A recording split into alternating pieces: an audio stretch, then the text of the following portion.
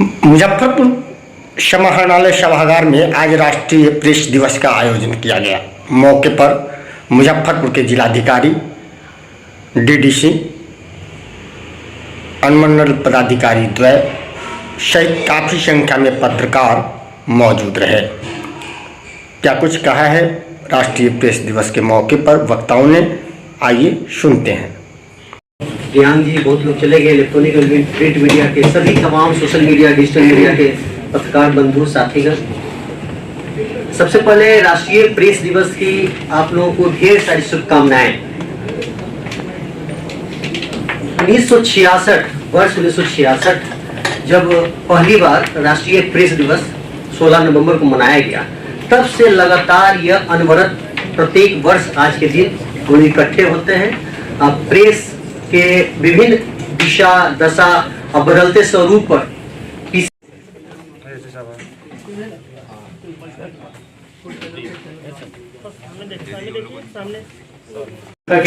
आप लोग की भी जिम्मेदारी है और हम लोग भी पूरा शासन दिलाते हैं कि कोई भी मैसेज आप लोग की तरफ से आएगा तो ऐसा नहीं रहेगा कि अनइंसल्ट रहेगा या उस पर कुछ कार्रवाई नहीं होगी। और इसी के साथ प्रेस दिवस की हार्दिक शुभकामनाएं और हम लोग बेहतर करेंगे। धन्यवाद। अंकों को नहीं, अक्षरों को भी अच्छे से पहचानती है। पर यहाँ पर उपस्थित आप सभी मीडिया के बंधु, जिन लोगों के ही सम्मान और जिनके बातों को सुनने के लिए हम लोग आज यहाँ पर उपस्थित हुए हैं। देखिए, प्रेस दिवस तो प्रेस ही इतना व्यापक है और मेरे ख्याल से प्रेस दिवस तो रोज ही होता है, क्योंकि हम में से अधिकतर लोगों का दिवस अखबार पढ़ के ही शुरू होता है। और जब कोई चीज इतनी व्यापक हो और सामने जो श्रोतागण है वो इतने सुधी और ज्ञानी हो, तब किस प्रकार से बोला जाए, इसीलिए पीसीआई हर बार एक थीम देता है कि इस थीम पे इस बार प्रेस दिवस पे परिचर्चा हो, बात हो, उस चीज पे बात की जाए। नहीं तो प्रेस तो इतना अधिक व्यापक है, हम लोग के जीवन के सभी अंगों से जुड़ा हुआ है कि अनंत काल तक परिचर्चा चल सकती है। तो ये जो आज की थीम है कि राष्ट्र निर्माण में प्रेस का क्या महत्व है, बहुत ही मेरे ख्याल से मुफीद और समय के हिसाब से बहुत उपयुक्त थीम है ये। तो अगर हम लोग ये सोचे कि आखिर राष्ट्र क्या है, राष्ट्र और देश में यही अंतर है। देश एक ज्योग्राफिकल आइडेंटिटी है और राष्ट्र जो है वो एक थॉट वाली चीज है, एक एब्स्ट्रैक्ट कॉन्सेप्ट है। जैसे नेशन और कंट्री में यही अंतर है। तो राष्ट्र क्या है? राष्ट्र है जो उस राष्ट्र के रहने वाले लोगों, वहां के संस्थाओं और उन लोगों और संस्थाओं के बीच में जो इंटरैक्शन है, जो व्यवहार है, वही राष्ट्र का रूप देते हैं। तो इस दिशा में अगर हम सोचे कि जो लोग हैं और जो संस्थाएं हैं उनके बीच इंटरैक्शन का, उनके बीच व्यवहार का क्या साधन है, तो वो सबसे सशक्त और सबसे महत्वपूर्ण साधन प्रेस ही है। क्योंकि प्रेस न सिर्फ लोगों की बातों को संस्थाओं तक पहुंचाता है, चाहे वो संस्था के रूप में प्रशासन हो या विधायी संस्थाएं हो या जुडिशरी भी हो या कोई भी जो संस्थाएं हैं, बल्कि संस्थाओं की बातों को भी लोगों तक पहुंचाता है। आप सिर्फ लोगों को बताते ही नहीं, बल्कि किसी न किसी रूप में उनके ओपिनियन को भी फॉर्म करते हैं, उनके विचारों को भी आप बनाते हैं। और इसीलिए इतना ताकतवर प्रेस को माना गया है, क्योंकि कोई अगर एक ऐसी चीज है जो किसी के विचारों को प्रभावित कर रही है और विचारों के बल पर ही कोई भी देश, कोई भी राष्ट्र प्रगति करता है। इसलिए राष्ट्र निर्माण में बहुत ही सशक्त भूमिका प्रेस की है। और ये सिर्फ आज की बात नहीं, बहुत पहले जब ब्रिटिश प्रेस एक्ट आया, जिसको गैगिंग एक्ट कहा गया, जब उसके विरोध में पत्रकार खड़े होते हैं, जब बाल गंगाधर तिलक प्रेस फ्रीडम के लिए गिरफ्तारी देते हैं, तो वो प्रेस के माध्यम से राष्ट्र का निर्माण ही कर रहे हैं। या चाहे वो लाल किले पर किए गए ट्रायल्स हों या शहीद आजम भगत सिंह द्वारा बम फेंका गया, किसी को मारने के लिए नहीं फेंका गया, या जो भी ट्रायल्स उस समय होते थे, उनका मुख्य मकसद ये था कि अपनी बातों को, क्योंकि वो ट्रायल्स में मीडिया भी रहती थी, तत्कालीन जो प्रेस के लोग थे वो रहते थे, अपनी बातों को किस प्रकार से लोगों तक पहुंचाया जाए। कि ऐसे तो मान लीजिए प्रेस के पास नहीं पहुंच सकते, लेकिन अगर ट्रायल में होंगे तो हमारी बातें, जो स्वतंत्रता के लिए लड़ रहे हैं, उनकी बातें भी लोगों तक पहुंचेगी। तो वो महत्वपूर्ण माध्यम, वो राष्ट्र का निर्माण आप लोग कर रहे थे। मैं बहुत लंबा समय नहीं लूंगा, जैसा कि हम थोड़ा बाद में आए, लेकिन जैसा कि अनुमंडल पदाधिकारी बता रहे थे, कुछ लोग कह रहे थे रिकॉग्निशन नहीं है, ये नहीं है। अरे आप लोग गणेश शंकर विद्यार्थी, आप लोग गोयनका, आप लोग गांधी, आप लोग महामना मालवीय की परंपरा से आते हैं, ऐसी लाचारगी मत रखिए। आप लोगों का बहुत महत्व है, बहुत सम्मान है। आवश्यकता यह है कि अपनी नजरों में भी आपका सम्मान रहे, वो बहुत जरूरी है। और आप लोग कई बार लोग ऐसा कहते हैं कि भाई सोशल मीडिया से बड़ा दिक्कत हो गई है। मुझे तो लगता है कि सोशल मीडिया से अगर उसका पॉजिटिव हम लोग देखें तो चाहे प्रेस हो या मीडिया हो, उसका लोकतंत्रीकरण हुआ है, उसका डेमोक्रेटाइजेशन हुआ है। लोगों के हाथों में ताकत गई है कि कोई भी 8, 10, 12 हजार का मोबाइल लेकर के पत्रकार बन गया है। लेकिन महत्वपूर्ण चीज ये है कि जैसे ताकत पहुंचती है, उस ताकत के साथ उतनी ही मात्रा में जिम्मेदारी भी पहुंचनी चाहिए। अगर सिर्फ ताकत पहुंचेगी, जिम्मेदारी नहीं पहुंचेगी, तब फिर वो जो डिसबैलेंस होगा वो न सिर्फ समाज के लिए बल्कि एक समाज के अंश के रूप में मीडिया के परिवार के लिए भी घातक होगा। तो राष्ट्र निर्माण का जो महत्वपूर्ण कार्य है उसमें कई सारे वरिष्ठ पत्रकार बैठे हुए। बहुत अच्छा मुझे लग रहा है कि इस परिचर्चा में काफी वरिष्ठ पत्रकार भी हैं और कई जो अभी पत्रकारिता शुरू कर रहे हैं ऐसे लोग भी बैठे हुए हैं। तो ये वरिष्ठ पत्रकारों का दायित्व है कि जो लोग नए आ रहे हैं, आपके परिवार में नए जुड़ रहे हैं, आपके शिष्यत्व, आपके संरक्षकत्व में आ रहे हैं, उनको इस जिम्मेदारी का आभास दिलाया जाए कि हम कहां से, किस परंपरा के वाहक है, हम किस परंपरा के ध्वज वाहक है, उनके विषय में उनको बताया जाए। तभी उनको वो जिम्मेदारी महसूस होगी कि कलम की ताकत और कलम की जिम्मेदारी जितनी धारदार तलवार होगी उतना ही उसको हैंडल करना कठिन होगा, उतना ही उसको हैंडल करने में और जिम्मेदारी महसूस होनी होगी। तो जैसे जैसे आपकी कलम की धार और पैनी होगी, वैसे वैसे आपकी सहृदयता और आपकी जिम्मेदारी भी धीरे धीरे बढ़नी चाहिए। यही राष्ट्र निर्माण है। तो बहुत ही अच्छा परिचर्चा ये हो रही थी, सब लोगों ने अपनी अपनी बातें कहीं, बातें रखी। क्योंकि प्रेस वाले लोगों से तो लगभग रोज ही मिलना रहता है और हम लोगों के भी सिर्फ मुख नहीं है, आप आंख, नाक और कान भी है। हम लोग जो मुख्य रूप में हम लोग जो बोलते हैं आप लोगों तक पहुंचाते ही हैं, पर आपसे जो फीडबैक मिलता है कि कहीं पर कोई समस्या है, कहीं पर कोई अच्छा काम हो रहा है, वो जो आंख, नाक और कान का काम भी आप लोग करते हैं, उस चीज के लिए मैं आप लोग को बहुत बहुत धन्यवाद देना चाहूंगा। लगभग साल भर से ऊपर हो गया है हमको जितने भी प्रेस के लोग मिलते हैं उनसे बहुत सारी चीजें पता चलती हैं, उनके माध्यम से बहुत सारा फीडबैक मिलता है। और ये अच्छी चीज है कि ये जो कम्युनिकेशन चैनल है वो खुला रहता है। तो ये पूरे प्रशासन के लिए और प्रेस के लिए और कुल मिलाकर समेकित रूप से समाज के लिए और राष्ट्र के लिए बहुत अच्छी परिस्थिति है जो कि बनी रहे। और ये आप ही लोगों के मेहनत, आप ही लोगों की जिम्मेदारी से बना रहेगा। और इस चीज के लिए मैं आप सबको बहुत बहुत धन्यवाद और साधुवाद देता हूँ। बहुत बहुत शुक्रिया। आज के संदर्भ में राष्ट्र का जब निर्माण चल रहा है, पुनर्निर्माण चल रहा है, तो इसमें आपकी क्या भूमिका है और या पहले से आपने किस तरह की भूमिका का निर्वहन किया? तो दोनों ही स्तर पर आपकी भूमिका बेमिसाल रही है। क्योंकि जब से आधुनिक पत्रकारिता की शुरुआत हुई, जब उदंत मार्तंड हिंदी पत्रकारिता हुई और बंगाल गजट शुरू हुआ, तब उस समय भारत एक राष्ट्र नहीं था। यदि हम अपने देश की बात करें तो वह कहीं से राष्ट्र नहीं था, बल्कि विभिन्न टुकड़ों में बटा हुआ था। कई तरह की राजशाही थी, छोटे छोटे सामंत थे, देश विदेशी ताकतों के अधीन गुलामी में जीवन यापन कर रहा था और कहीं से भी ऐसी एकता नहीं थी, राष्ट्र की कोई एकता या अखंडता नहीं थी जिसके आधार पर हम कह सके कि कोई राष्ट्र है।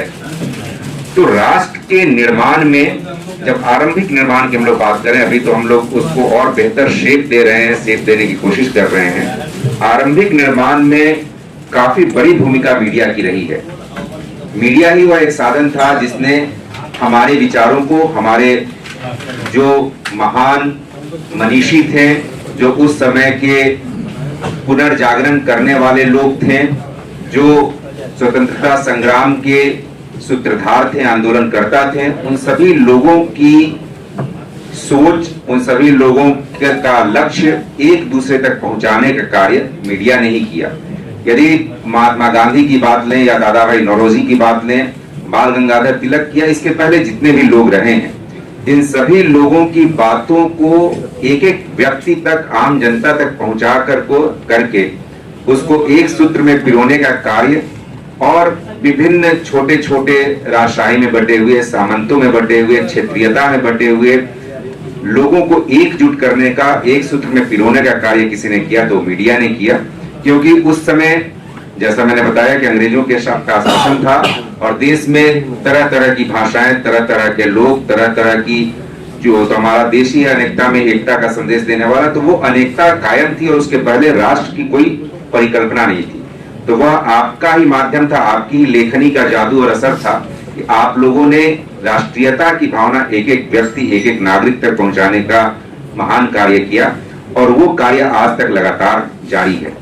लोकतंत्र के चतुर्थ स्तंभ के रूप में आप लोगों की गिनती की जाती है कि लोकतंत्र के चतुर्थ स्तंभ हैं और कोई भी निर्माण, कोई भी भवन 4 खंभों पर टिका होता है।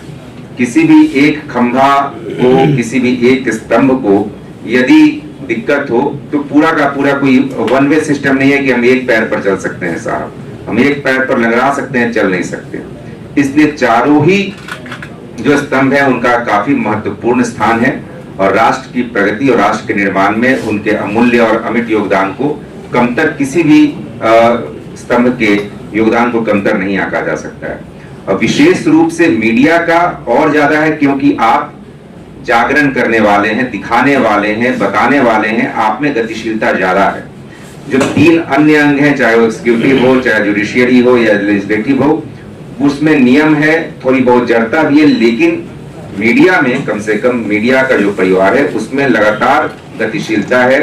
आपके पास बोलने का ज्यादा मौका है, आपके पास तहकीकात करने के ज्यादा मौके हैं, आपके पास किसी चीज को अंदर तक देख पाने की क्षमता है और साथ ही साथ न सिर्फ न्यूज बल्कि व्यूज के रूप में भी आप चीजों को रखते हैं और चीजें काफी कारगर होती हैं किसी भी चीज के सुधार में, किसी भी चीज के निर्माण में। उस रूप में राष्ट्र का के निर्माण को जो मजबूती आप प्रदान कर रहे हैं, क्योंकि राष्ट्र के निर्माण करने में तो आपकी अमिट और अभूतपूर्व भूमिका रही है, इसमें कहीं कोई संदेह नहीं है। आज की तिथि में आप राष्ट्र का जो निर्माण हो चुका है उसको और मजबूती प्रदान कर रहे हैं और उस मजबूती में आपकी संख्या, लगातार आपकी बढ़ती हुई संख्या बता रही है और आपकी पहुंच बता रही है कि आप काफी बेहतर अपनी भूमिका का क्रियान्वयन कर रहे हैं। लेकिन जैसे जैसे आपकी संख्या बढ़ती है, जैसे जैसे आपका महत्व बढ़ता है, वैसे वैसे आपको और ज्यादा इंट्रोस्पेक्ट करने की आवश्यकता होती है, क्योंकि महत्ता तो वही है, लेकिन जहां भी ज्यादा लोग हो जाते हैं उसमें जरूरी है कि उनमें आत्मसंयम हो, अपने आप को परखने की क्षमता हो और क्या चीज आप पेश करने जा रहे हैं वो चीज आपको बेहतर तरीके से देखने की आवश्यकता है।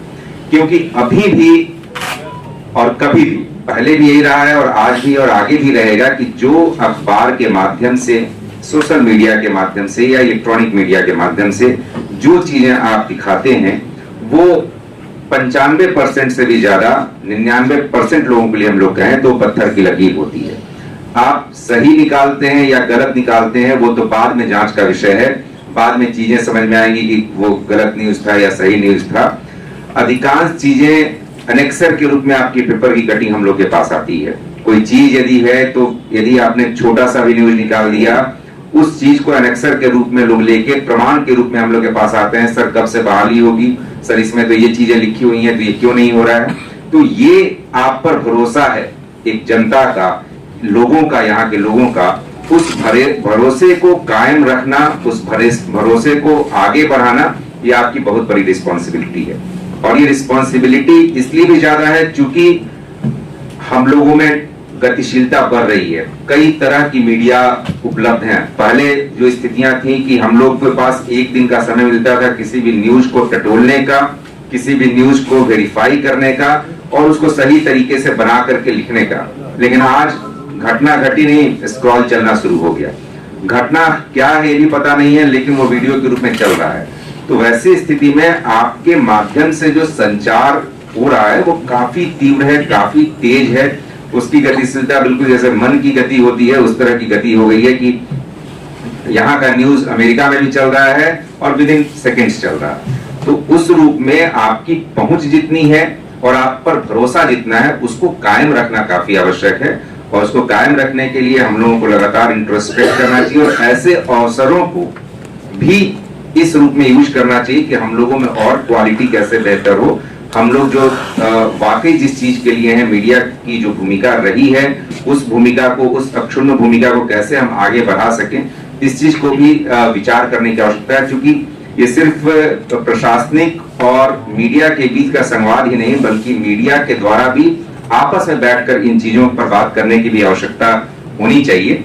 मैं ये नहीं कहता हूं कि आज कोई हम लोगों को मुजफ्फरपुर जिले में आपके स्तर से किसी भी लेवल में कहीं दिक्कत हो रही है, लेकिन ये चूंकि आपका कार्य इस स्तर का है, इतना संवेदनशील है कि आपको लगातार अपने आप में बदलाव, अपने आप में और क्वालिटी इनहैंस करने की आवश्यकता होनी चाहिए। कुछ मित्रों ने सही बात बताई कि प्रेस क्लब होना चाहिए और प्रेस क्लब ऑलरेडी बना हुआ है। देखिए, ईवीएम तो फॉर द टाइम बिंग रखा हुआ है। ईवीएम तो आज चाहेंगे हम लोग आज हट जाएगा, कल चाहेंगे कल हट जाएगा। ईवीएम इशू नहीं है। इशू ये है कि जो शुरुआत हुई थी, शुरुआत यह थी कि आप लोगों के बीच से ही लोगों को आना है, लोगों को आ करके और प्रेस क्लब का संचालन करना है। लेकिन समहाउ बहुत मतैक्य नहीं बन पाया।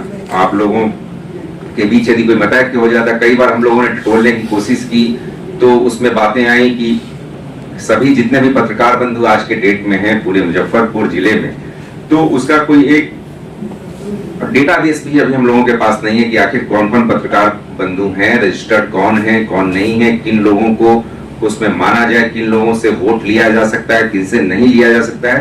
तो काफी चीजें ऐसी स्थिति में रही जिसके चलते संभवतः अंतिम रूप से प्रेस क्लब को आपको हैंडओवर करने की बातें नहीं बन पाई। हालांकि इसको लेकर के हम लोगों ने विभाग में बातें की और जैसा अभी दिनेश जी ने बताया कि इस पर विभाग में भी चर्चा चल रही है और शीघ्र ही इसके संबंध में कुछ नीति निर्देशक सिद्धांत आएंगे और उनके आधार पर हम लोग इसको चालू कराएंगे। अदरवाइज यदि नहीं भी आते हैं तो हम लोग उसका इंतजार करके और स्थानीय स्तर पर जो आप लोगों ने सुझाव दिया है उसको हम लोग निश्चित रूप से इस बार प्रारंभ करा देंगे।